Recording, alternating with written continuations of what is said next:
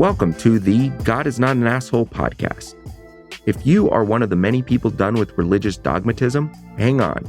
You might sense transcendence, but your church or other faith community never seem to get off the ground.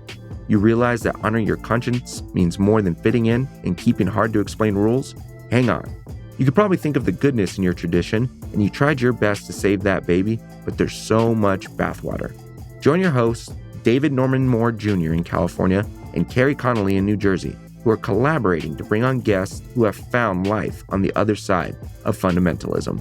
Guests with stories of how they have liberated themselves from beliefs that divide us from each other. None of our guests' narratives are identical, but we hope you'll find something in common with each of them. We invite you to experience our common bond as we all inspire even more of us to embrace the true self.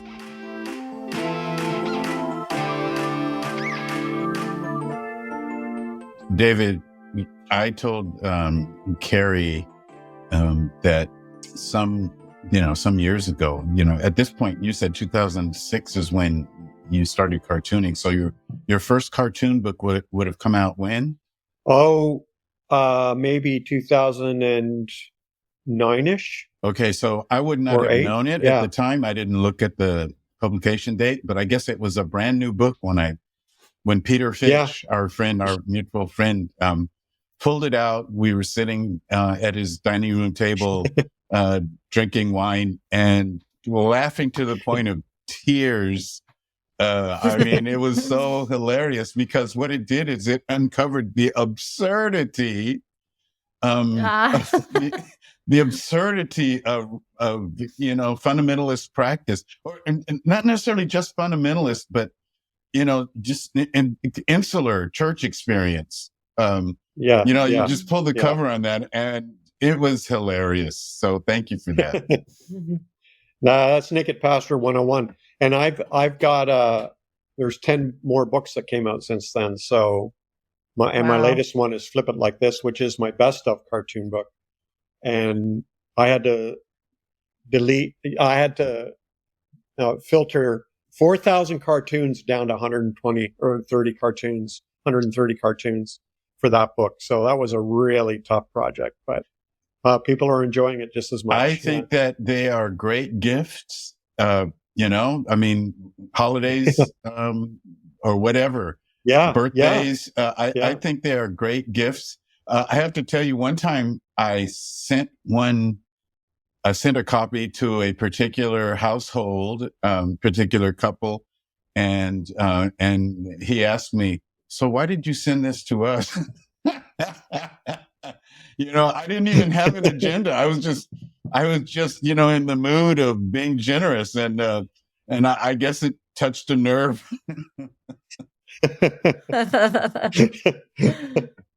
That's funny. So what else I'm interested in as I'm looking through I'm on my phone looking at some of the images that I'm actually really familiar with, and right.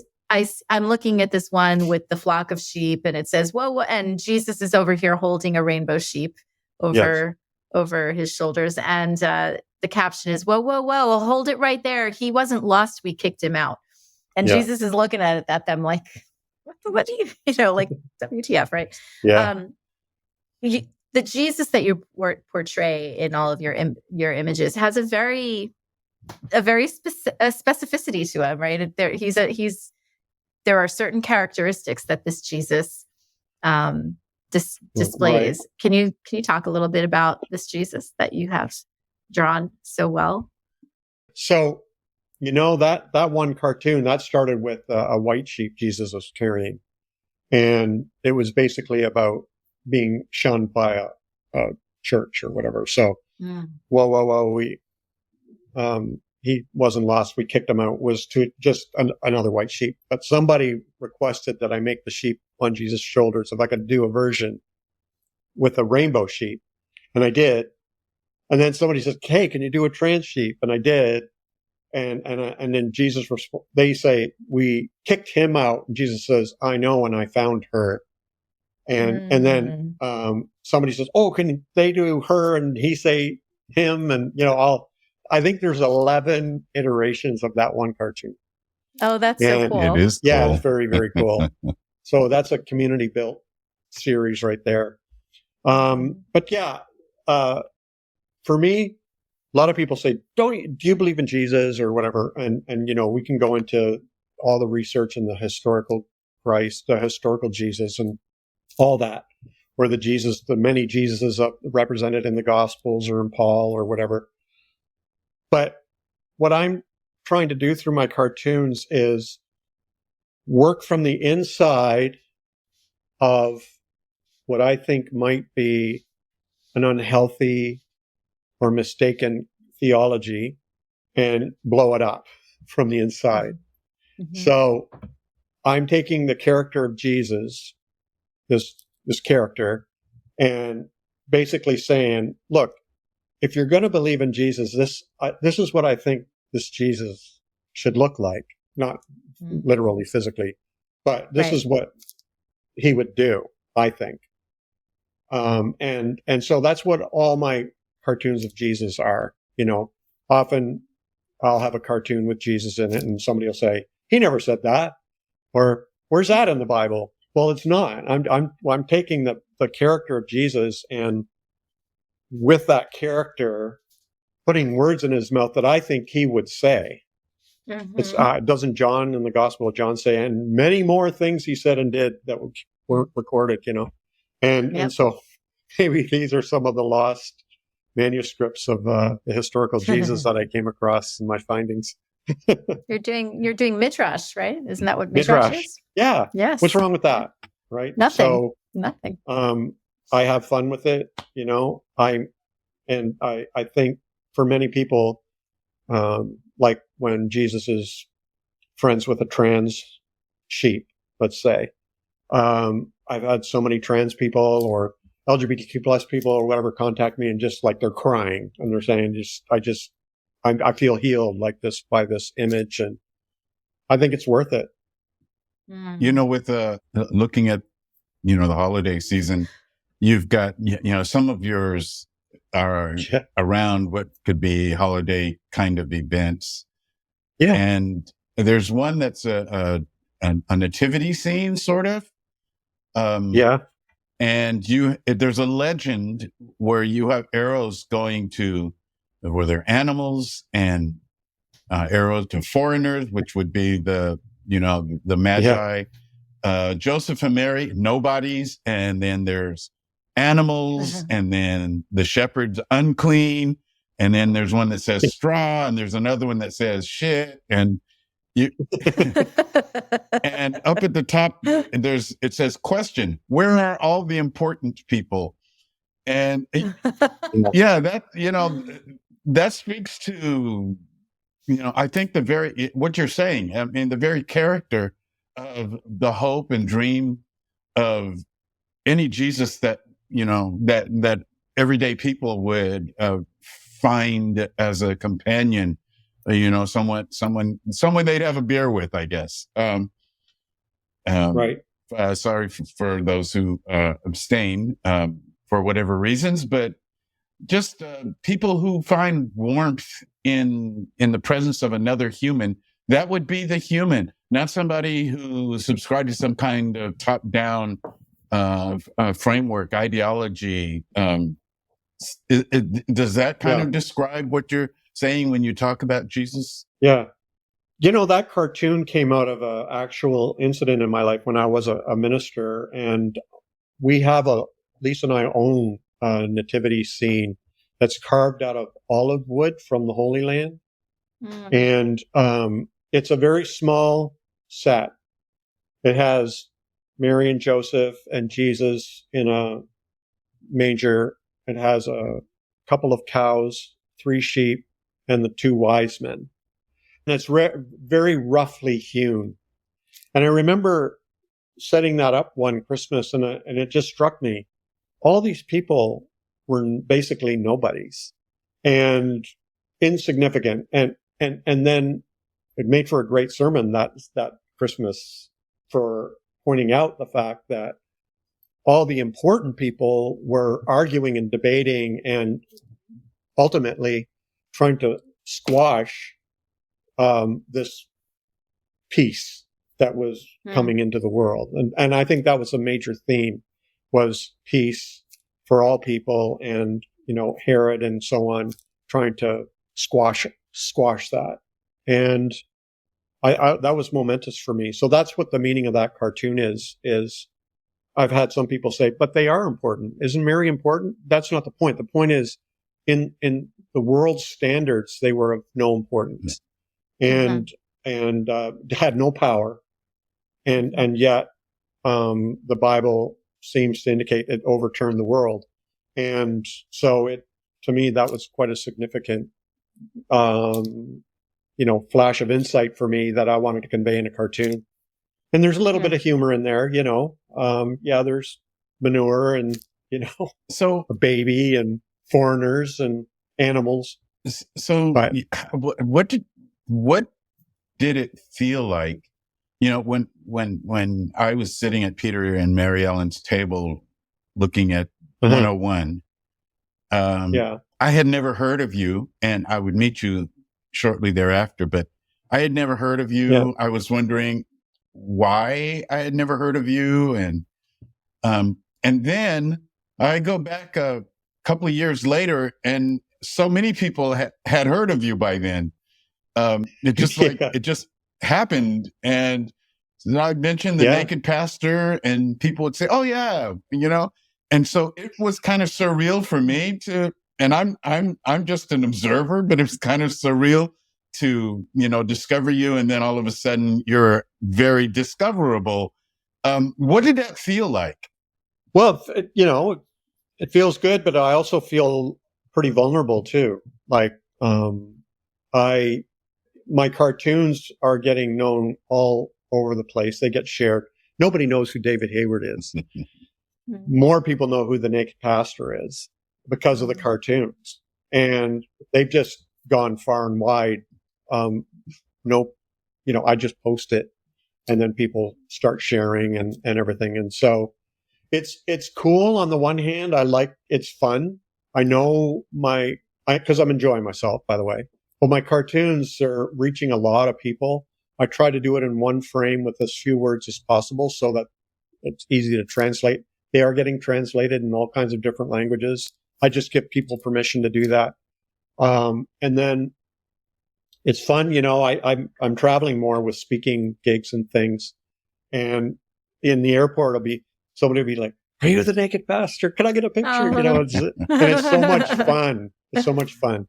But also at the same time, I feel a little bit more vulnerable and exposed out there. Mm-hmm. And my wife, Lisa, whom you know, David, she's so sweet and gentle and quiet and unassuming. And she's not public online. She's just she's a hospice care nurse. She helps people die. She's just that kind of an angel, And so it's very disconcerting for her when, I get hate mail from different places and stuff. It sounds very worrisome. And so I don't know how it happened, but I know one thing. Like I started cartooning in 2006. I thought I would just give it a shot. I really like a good cartoon. The New Yorker is kind of like my gold standard for excellence. And, just one frame, black and white, few words. And before I knew it, they were starting to get shared everywhere. And that's when Naked Pastor took off. And that's what also probably led to me having to leave the ministry.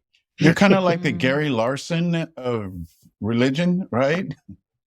Far Side. Brad Jersak, I asked him for a review of one of my books at one point, and he said, Jeremiah meets Gary Larson. I like that. I love it. Yeah, I liked it too. That's great. It was really good. So why Naked Pastor? Well, I was a minister. I was a pastor at the time, the Vineyard Church, not far from here, and there were all kinds of pastor bloggers. It was at the height of the blogging sensation and everything, and pastors were blogging everywhere. And I thought, I want mine to stand apart. I want it to be unique. And so what I'm going to do is I'm going to tear back the veil, And I'm going to let people see what's really going on in the life of a pastor and in the life of the church. This is where it all started. I was just going to be honest about my own story as a pastor, my own experience in the church, what goes on in the church. So it's just me being open and vulnerable and transparent and honest, raw, real, no adornment. I'm just going to tell it like it is. And, you know, it rocks some people's worlds who have this sort of a fantasy of what the church is, or, you know, are like knights defending the honor of the bride, you know, or whatever. So, and when my cartoons started to convey that, naked pastor just stuck. There's been many times I wish I wasn't the naked pastor because, you know, naked, I get banned a lot just because of that. But I'm pretty PG, except for my sexy Sunday cartoons. And, you know, it just became a thing. So, and it's so far along now, it's like a brand, I guess, but, that's why it's naked. And that's why I kept pastor as well after I left the ministry in 2010. A lot of people still feel I'm doing the work of a pastor in a way. And so I decided to keep it. Yeah. I think it's great. I mean, if you're not pissing off 20% of the people, you're doing something wrong. So, you know, I think that that's 80-20. True. Yeah. Yeah. The 80-20 rule. Glad it's not the other way. I know, right? I know. There's another one that I'm looking at that has a rainbow sheep that's pulling Jesus along. And the caption is, the rainbow sheep is saying, "Come, I found a church that will welcome us both." And that makes me think about an article you gotta tell them what Jesus is doing, though.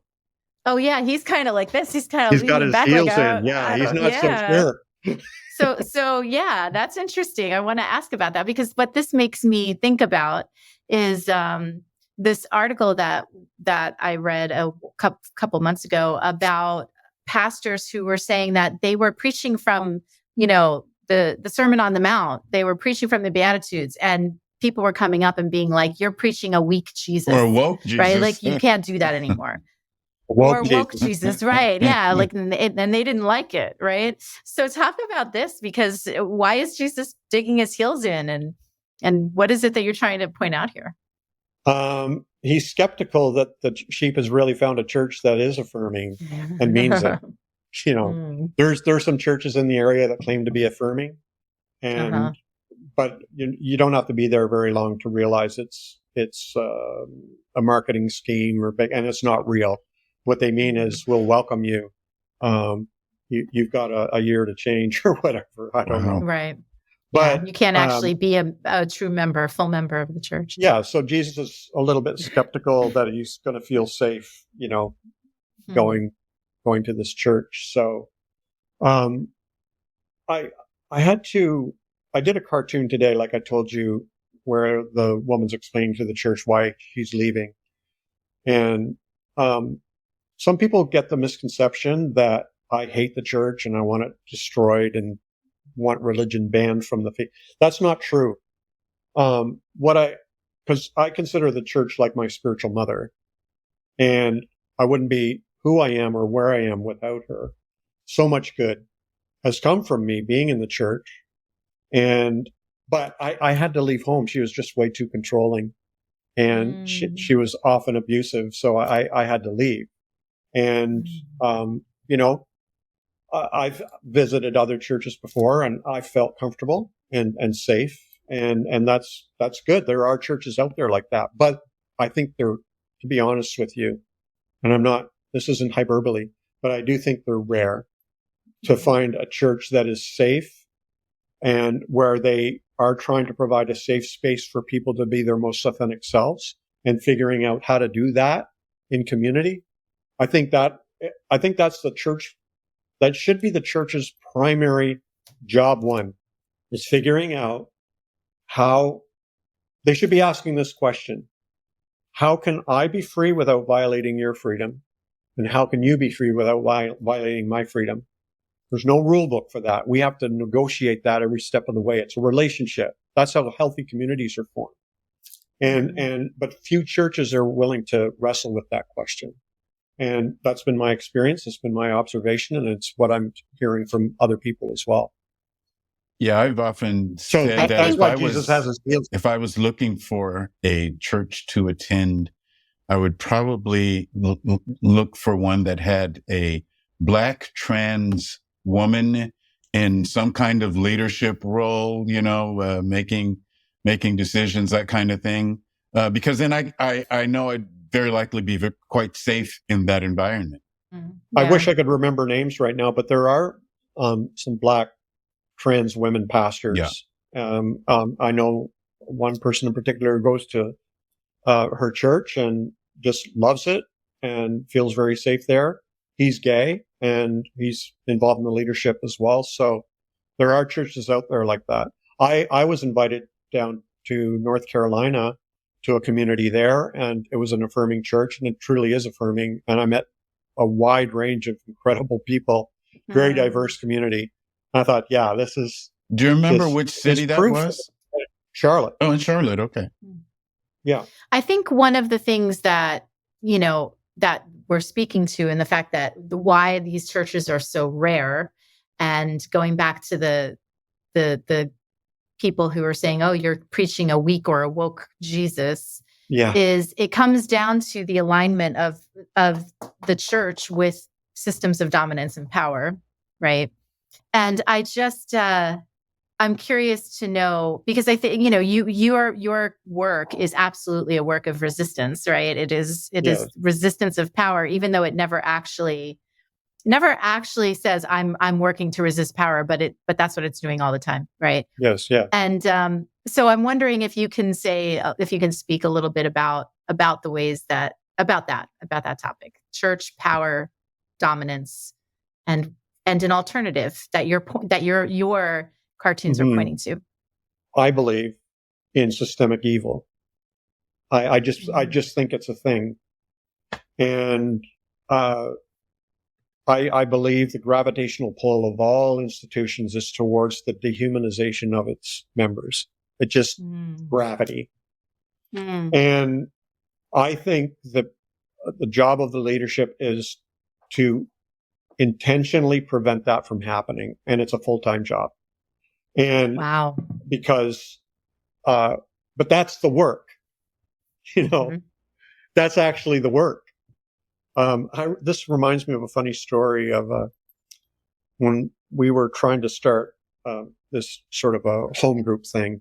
I thought we're just going to let people come and just vent, and we'll get that done. We'll get that out of the way, and then we'll move on to the real content of the group and everything. So we gathered together, and week after week after week after week, it was just people venting, and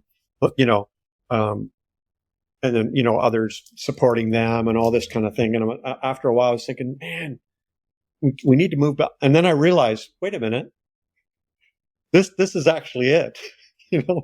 This is the thing. It's the thing. It's happening right in front of my eyes.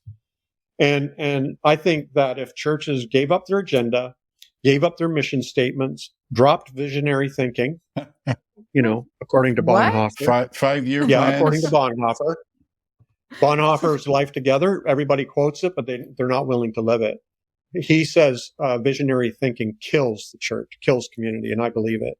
And so if you can just get together and just learn how to be free, experiment with authenticity, with accountability, if we can work with that, and we tried that at the last church I pastored, and it was absolute chaos, but it was absolutely beautiful. It works. But it's a lot of work. And so too often though, it's easier just to manage people. And that's our bent. That's what leaders want to do. Yeah. And it's so much easier and cleaner, less complicated, just to manage people, which turns into controlling people, which turns into coercing people, which turns into manipulating people, which turns into abusing people. And it becomes that dead weight of systemic evil. See, you're describing Peter Fitch and I, when we first started developing our relationship, our friendship. we found refuge in each other because we recognized and confessed that we were horrible executives. We just didn't, I mean, because that was what was being upheld in terms of a standard for church leadership. I don't know how much it is now, but, back in the early 2000s, that's what was being uplifted. And Peter and I were just like, we are the messiest guys. But you know what? We pat each other on the back and say, just keep being who you are. Yeah, no, it's That's true. awesome. And I really think, I really do think it's possible. And I was sort of onto this idea about this kind of authentic community when I read Zimbardo's book, The Lucifer Effect. Mm-hmm. And he was a professor, maybe he still is, at what's the university there in California? Starts with an S. Stanford? Stanford. And he did the experiment in the basement of setting up a jail. Remember? Oh, there's a docuseries on that. Yes. So they did interviews. They found mentally healthy students, some to be the prisoners and some to be the guards. Within one day, it had gotten so toxic and so abusive, they had to shut down the experiment. And it led him to write the book, The Lucifer Effect, where you can take a good person, but you put them in an institution, the gravitational pull will be towards the dehumanization of its members. And he actually became a star witness in the Abu Ghraib cases. Whoa. Where these soldiers who were good people ended up being incredibly cruel towards the prisoners there. And there was no explanation why. And he talked about this Lucifer effect. And I think that happens in the church, where the weight of the system and trying to keep things organized and controlled, and the abuse of power, the tantalizing effect power has on leaders and how it can toxify a community. It's just, I see it over and over again. And so I tried to act counter to that and just work on a very, on the same plane and not be like above anybody or anything like that. And in fact, our leadership team, we decided to call open round tables where the leadership team would meet and anybody could come. So we called it open round table. And it was chaos, but it worked. Yeah. Anybody who's interested David, should can Google Stanford prison experiment and find it. Yeah. Cool. Yeah, I want to look into that. So we're coming up on our hour. I just wanted to say thank you so much for, I know it goes by so fast, right? Say thank you so much for being here. How can people find your stuff? How can people buy your books and find your art and do all that? NakedPastor.com. Just Google Naked Pastor, but make sure it's one word, because if you Google 2 words, you will see Naked Pastors. Very good. But not me. But Naked Pastor, I'm Naked Pastor on all social media platforms everywhere, like, LinkedIn and Instagram and TikTok. And people can buy your books on your website? Yep, my books are there, but they're all on Amazon. And yeah. And if any of your listeners want to get anything from nakedpastor.com, use the coupon code podcast and they'll get 10% off whatever they buy. So. Great. Awesome. That's great. Thank you. Yeah. Well, it was so good to chat with you today. Thank you so much. Likewise. Thanks for having me. Yeah. We hope to see you soon, before too long, and to check in and see what's the latest. Thanks, guys. Thank you so much for being here today. We are people who have left behind performance-based religion and the shame that comes with it. Maybe you have a personal liberation story to tell, and we want to know about it. Please contact us on Twitter at GodIsNotAnAsshole or text 805-703-8393, because the world needs to know that God is not an asshole.